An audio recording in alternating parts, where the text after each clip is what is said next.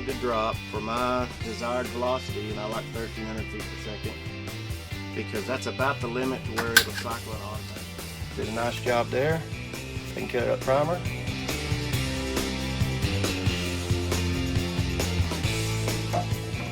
And in here we'll see I've got a bunch of loads we're going to be pattern testing, but these are the 4 that I've loaded so far.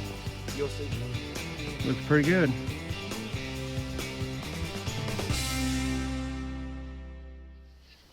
Okay, I got a surprise for you today. I've got my 16 gauge here.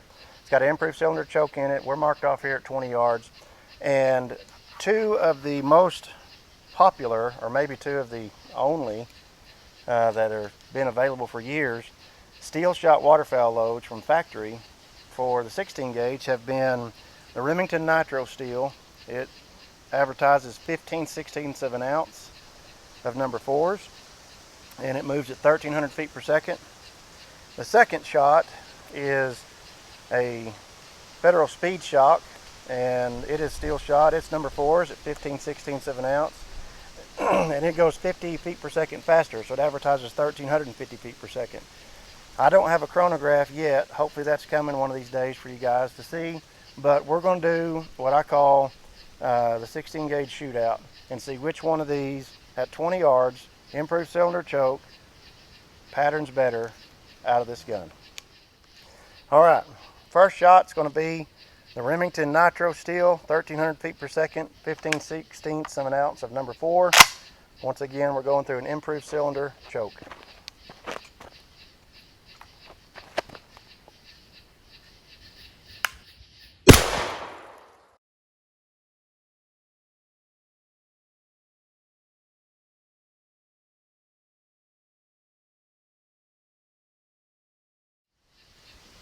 Okay, our next shot is the Federal Speed Shock. Number 4 steel, 15/16 of an ounce, 1,350 feet per second. We're sending it again out of the new model Sweet 16 with the improved cylinder choke.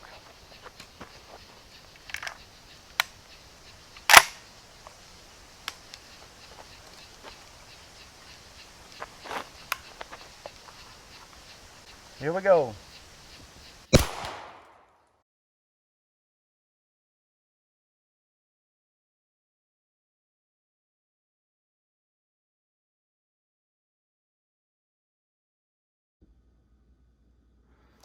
Okay, so you just watched the pattern video of the Remington, which came first. I'll put it on the left.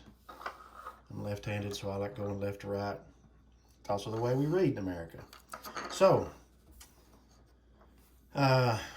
this is the Nitro Steel shell. Advertisements on it. You can see the 1,300 feet per second and 15/16 of an ounce, number 4. All right. Its wad, of course, Remington uses a proprietary wad. It has 5 pedals. None of the pedals seem to have any holes rubbed in them that I can see. Everything looks pretty good. It's sealed up real good around it. That's not a problem. The gas seal held up just fine. Of course, at 1,300 feet per second, I would almost venture to say we're not running very much pressure. Not when you consider that I can load steel at 1425, which is the load that I prefer to load with long shot, or I can load it at 1550 out of a 16 gauge with a light steel powder.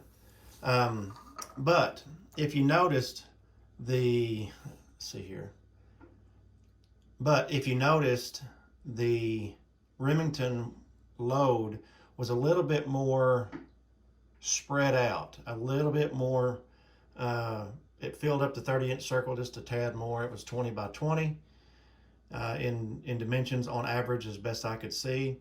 But that may be because it has a 5-pedal wad, and whether you believe it or not, whenever you get wads that do not have slits cut in them, you can cut 2 slits, 3 slits, 4, 5, 6, and you can control how tight your patterns are.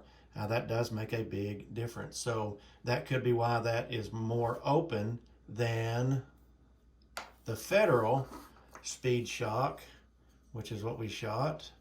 And that's, there's your advertisements there. Number 4, 15, 16, 7 ounce, 1350 feet per second. Before I started reloading steel, this is all I could find. And I shot plenty of ducks with it. Out to 30 yards, I don't think you're going to see either of these loads give you any trouble. Beyond 30, I think you'll notice it. I'm not going to say that you'll notice one more than the other. I just think you'll notice that at that velocity beyond 30, you start running into some issues. What you could do if you want to keep that velocity is just up your shot size and you'll carry more energy.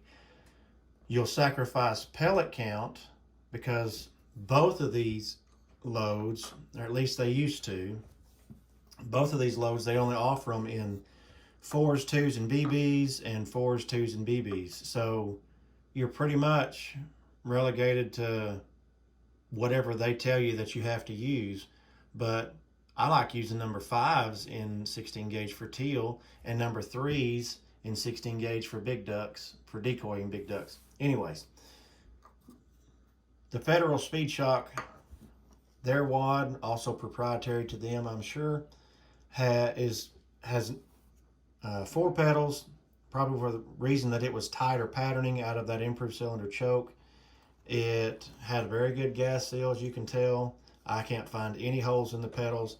Gas seal on the wad held up just fine. It is actually in very good shape. You can look at these and tell that the Remington definitely opened up more than the Federal, so that would probably lead me to believe that the Remington separated from the shot column faster, hence the 5 pedals, more open, than the Federal did. So I don't think you're undergunned with either of these loads. They are on the slow side in comparison to the load you're going to find today. It's just, I don't know that they're ever going to speed the 16 gauge up to where it meets its, what I believe is its capabilities. So anyways, thought I'd show you these before we cut this video off.